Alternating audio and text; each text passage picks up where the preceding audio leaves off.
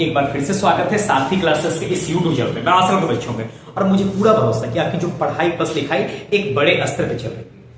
आज का जो एक वीडियो है कुछ अलग है, क्योंकि मैं कई दिनों से सोच रहा था कि मैं इस विषय पे वीडियो जरूर बनाता हूं। मैं अपने व्यक्तिगत जीवन में यानी अपने निजी जीवन में कुछ बातों को अनुभव किया हूं, साथ में किताबों के माध्यम से, अलग अलग रिसर्च के माध्यम से मैंने कुछ बातों को अनुभव किया हूं कि हम किसी से भी मिलते हैं, किसी से भी, या हमारे रिश्तेदार के रूप में हो, कहने का मतलब ये हुआ कि हमारे माता पिता के रूप में हो, हमारे भाई बहन के रूप में हो, हमारे जीवन संगी के रूप में हो, ये पहले से प्री प्लान्ड है, यानी सब कुछ पहले से फिक्स है।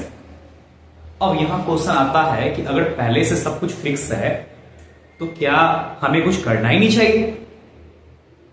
क्या हमें अपने कर्म मार्ग में आगे बढ़ना चाहिए, नहीं बढ़ना चाहिए? तो हमें बढ़ना चाहिए, क्योंकि जो हमने अपने पुराने जीवन काल में किया है, यानी पुराने जीवन में किया है, उसके सारे फल हमें मिल रहे होते हैं। यानी इस टॉपिक, जो हमारा टॉपिक है द लॉ ऑफ अट्रैक्शन के माध्यम से, ये कंसेप्ट है। तो इस कंसेप्ट में यह कहा जाता है कि जो हमारे पुराने कर्म हैं, पुराने कर्म के माध्यम से हमारा जो वर्तमान का जीवन चल रहा होता है, इसकी जितनी बातें पुराने कर्मों के माध्यम से आगे बढ़ रहे होते हैं। इसलिए हम ये कह रहे हैं कि सब कुछ क्या है, प्री प्लान्ड है, यानी कि हमें कहां जन्म लेना है, ठीक है, हमारा भाई कौन होगा, हमारी बहन कौन होगा।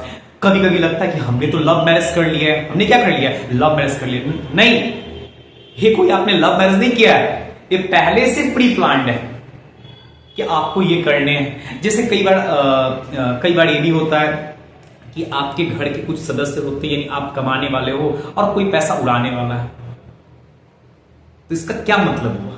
इसका मतलब ये हुआ कि आपने पिछले जन्म में किसी से काफी कर्ज लिया होगा और उसको आपने चुकाया नहीं है, तो इस जन्म में आपके जो पैसे उस रूप में ही खर्च हो रहे हैं।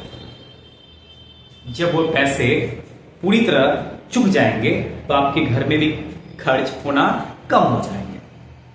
जैसे उदाहरण के तौर पे कई बार हम अपने परिवारों को देखते हैं, अपने माता के रूप में, अपने पिता के रूप में, भाई के रूप में, बहन के रूप में, पति के रूप में, पत्नी के रूप में, दोस्त के रूप में, या किसी भी रिश्ते के रूप में।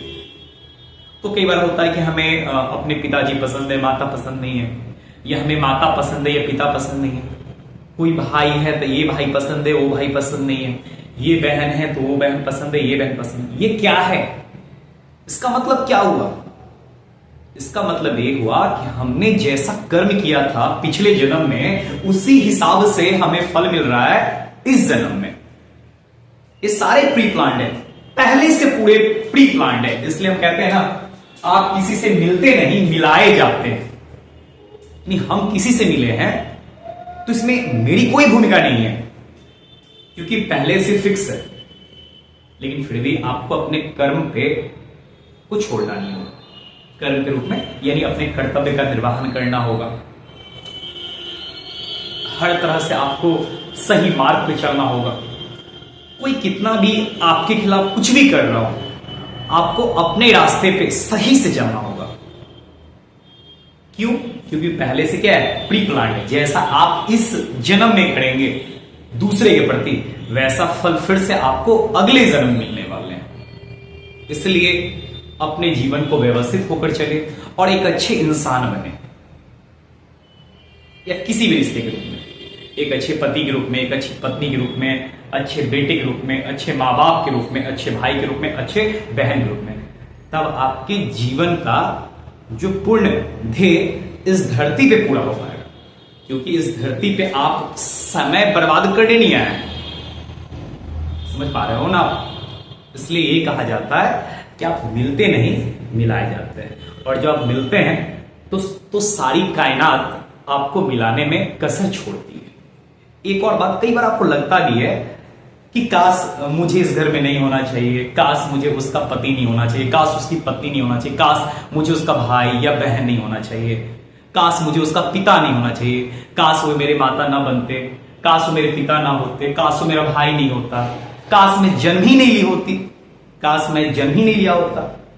विकास कुछ होता नहीं है, हम कोई कुछ काम करते नहीं है, वो पहले से प्री प्लान्ड है, पहले से सब कुछ फिक्स है, जैसा होगा ऐसा होना और ऐसा होगा। लेकिन फिर भी हमें अपने कर्म के मार्ग पे, सही रास्ते पे चलने हैं। आपको लग रहा होगा ये नए जीवन है, इस जीवन में मेरा ए नाम है, बी नाम है, सी है, मैं मेल हूं, फीमेल हूं या थर्ड जेंडर हूं।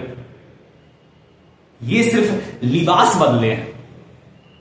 शरीर के अंदर जो आत्मा है वो तो पहले वाला ही है, जो कितने हजारों वर्षों से चलते आ रहे हैं और कितने हजारों वर्ष चलने वाले हैं। इस बात को हमेशा ध्यान रखिएगा, हम मिलते नहीं, मिलाए जाते हैं। Thank you.